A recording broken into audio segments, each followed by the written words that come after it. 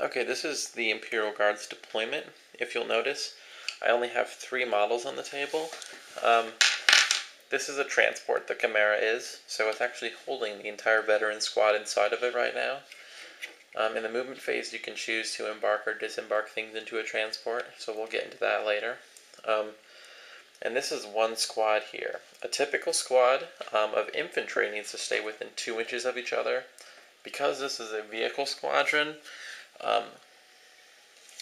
they only need to be within 4 inches of each other. And if you see, the Chimera is not quite 4 inches across. So even though they're on either side of the Chimera, they're still within what's called coherency, meaning that they're still close enough to each other to be legally part of the squad. You'll also notice that there's no stormtroopers deployed. The special operations I chose for them allows them to do something called infiltrating, which I will get into after the Space Marines deployment. Okay, here's the Space Marine deployment. If you'll notice, the land speeder is way over there in the corner. The general idea here is that the land speeder is going to get a 5+ cover save if I shoot at it through those.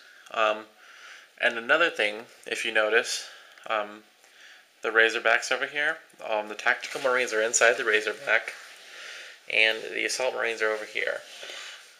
So because they know my deployment, the Space Marines, well, it's confusing because I'm playing both of them, but the Space Marines have decided to put the land speeder way over here because they know that in order to not get ripped apart by the heavy bolters on the Razorback, I'm going to have to keep my front armor, since it's my highest armor, facing towards the Razorback. If I face my front armor towards the Razorback, then my side armor is going to be open to the heavy bolters on the land speeder. So this is one example of how deploying second can work to their advantage, in that they've made it so that no matter, I have to choose one of those 2 units to face my front armor towards in order to not get completely destroyed, and whichever one I choose, the other one will be able to hit my side armor.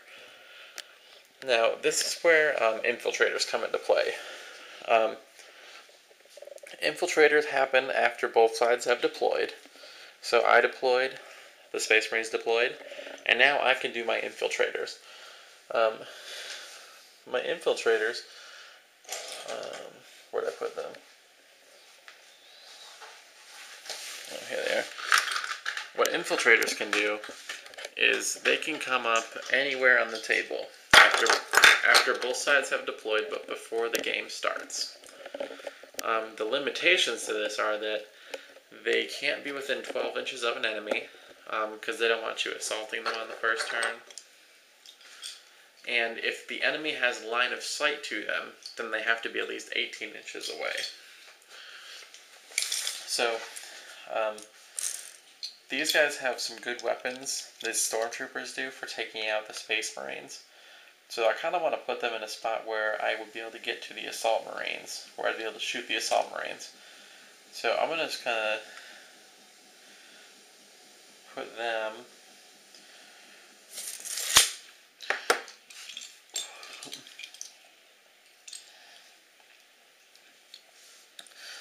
them right up here by these ruins. Just getting ready to poke around. That way they still do have some cover from a few of the enemies out here. One of the rules that we'll learn about now that all my infiltrators are out. Oh, let's see here.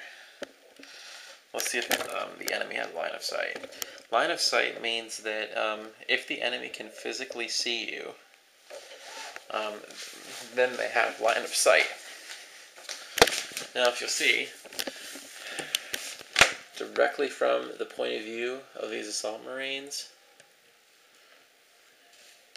they can clearly see these stormtroopers right here. Since they have line of sight, my stormtroopers are infiltrating. My stormtroopers have to be at least 18 inches away, and they're not. So, as you can see, I can still get to the stormtroopers over there. So I have to move these 3 stormtroopers. Okay, so as you can see, I moved my stormtroopers. So now all of them are blocked by this piece of terrain here, so that they can set up within 18 inches of the assault marines. Now, this is the point where the real game would start. Both sides have deployed. We know what mission it is. We knew what deployment type it was. So it's an annihilation and pitched battle. Annihilation is kill points. Kill points is basically every unit you kill, every whole unit you kill, gives you 1 kill point. So if the Space Marines were to kill all of these stormtroopers, they get 1 kill point. If they were to kill both of the Sentinels, they would get 1 kill point. If they kill this Chimera, they get 1 kill point. That's basically how it works, and whoever has the most kill points at the end wins. So that's the mission type.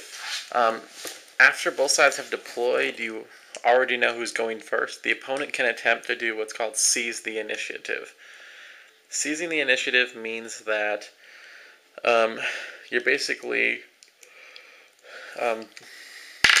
catching maybe the opponent in a tactical blunder, or just really getting the jump on them. So the opponent can grab a d6. So Space Marines grab the d6 here, and on a roll of 6, the opponent gets to go. The person who is going to go second actually gets to go ahead and take the first turn.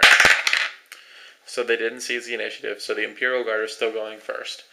If the opponent does seize the initiative, it can really change a lot of the game, because oftentimes the person going first will kind of put their stuff out in the open thinking that they're going to be going first. So we'll go ahead onto the movement phase.